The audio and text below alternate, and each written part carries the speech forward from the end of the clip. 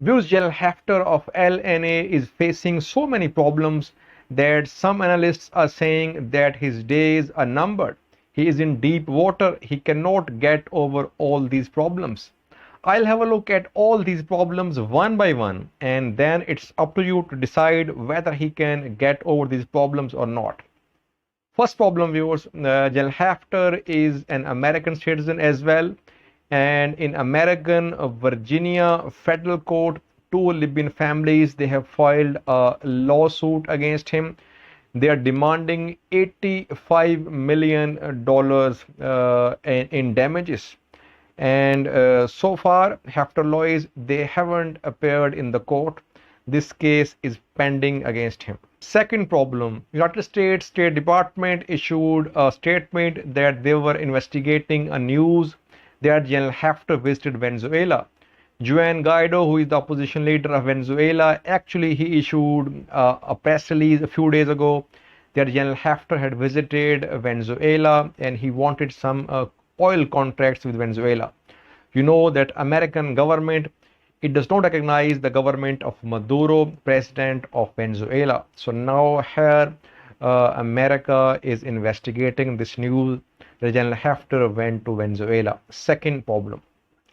Third problem, viewers, which is also a very recent problem, ongoing problem, and this is the letter written by GNA. As I spoke about this development yesterday, that GNA's foreign minister Mohammed Siala, he informed that they had written a letter to the United Nations regarding these mass graves found in Tarhuna, and GNA wants United Nations to try Haftar and the militias that Haftar is backing for these mass graves in Tarhuna. 13 mass graves and around 300 bodies found in Tarhuna. Third problem for General Haftar. Fourth problem, the biggest problem, I think, Turkey is making it clear to Russia that it does not want Haftar to be part of negotiations between GNA and LNA. Turkey is welcoming Aguila Saleh as representative of Eastern Bloc of Libya, but it does not want Haftar to be part of negotiations. And this is turning out to be a stumbling block in the start of negotiation, because how can Russia and other countries leave Haftar out? Haftar is the main man there, so can they push him aside or not? Turkey is making it clear that it wants Haftar out. Erdogan, he claimed just a few days ago that Haftar was out of the equation in Libya, and he was nobody in Libya. Then Emrullah Ezler, who is the special Turkish envoy to Libya, he also said that Turkey did not want Haftar to be part of negotiations. So Turkey is making it clear that it wants Haftar out. It is a fourth problem for Haftar, that Turkey is after him. And it is very understandable, because in this war so far, Haftar has been very vocal against Turkey. He's been calling upon his fighters to take on Turkey, to target every interest, every soldier of Turkey. He said that it was jihad to hit Turkey's interests in Libya. So that is why Turkey is responding now. Turkey is reciprocating and saying that they do not want to see Haftar. Fifth problem, viewers.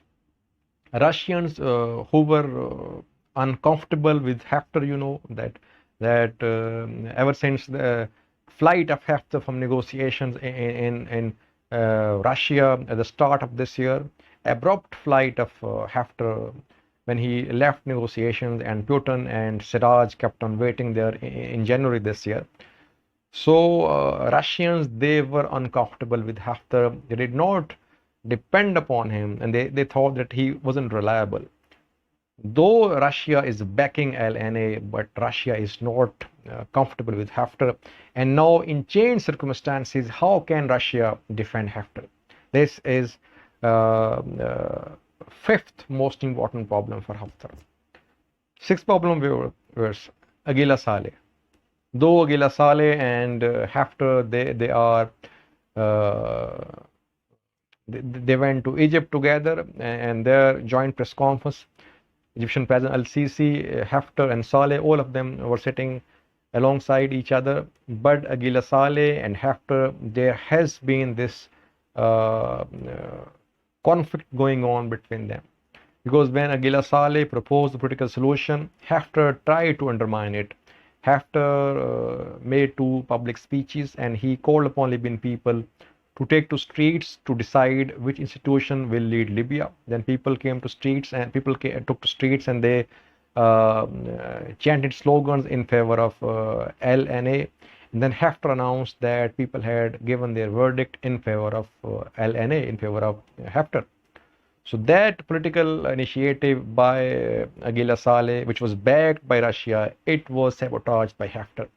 Aguila Saleh is not comfortable with Haftar. Many members of parliament, members of HOR of Libya, they are not comfortable with Haftar as well, and they say that Haftar kept them waiting whenever they went to see him. He deliberately kept them waiting. He wasn't available all the time, and he just tried to show them that he was the man who was in charge. So there are reservations among the members of HUR against Haftar. Last problem views, and that is also a recent scandal that General Haftar, he lost millions of dollars in his deals regarding purchase of military equipment from different contractors all over the world. I'll speak about this story in a separate video, viewers. A British newspaper published this story that Haftar wanted to buy military equipment from different individuals, contractors, parties from different parts of the world. But due to this arms embargo, these deals had to be secret. That is why he was swindled and he lost millions of dollars. So definitely countries which are backing him, which are giving him these financial resources, they are not happy with Haftar regarding this loss of millions of dollars. Now, because you see so many fronts that Haftar is facing, so many problems he is facing. Now, who can save him? Looking at it from a different angle, though he's facing so many problems on different fronts in America, Turkey is against him, Russia is against him, Aguila Saleh is not fully sincere.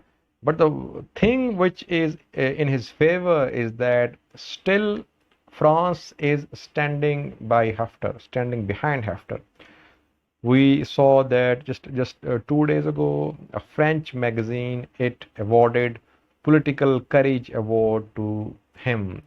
So they are praising him that he fought for eradication of extremism from Libya, and they are praising him for this fight against extremism and terrorism.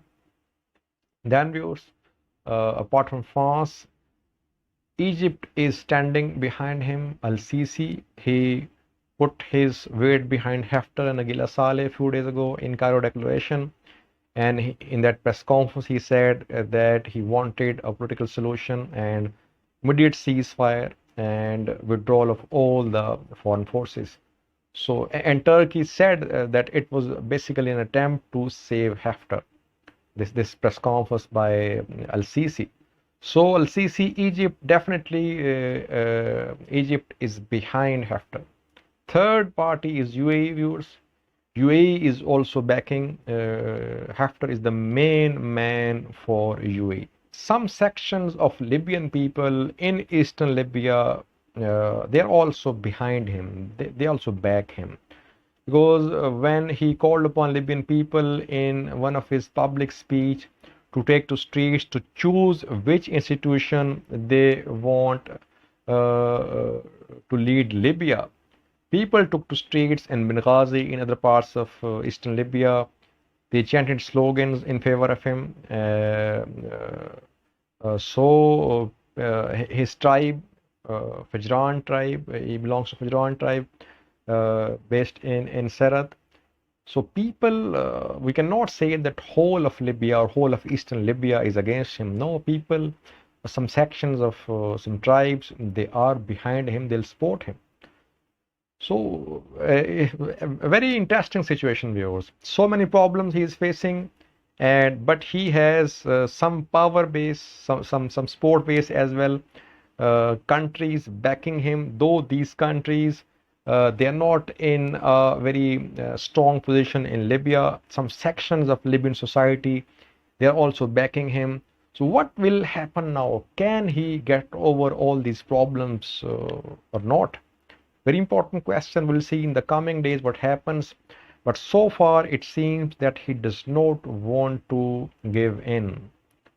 There are no signs that he is quitting.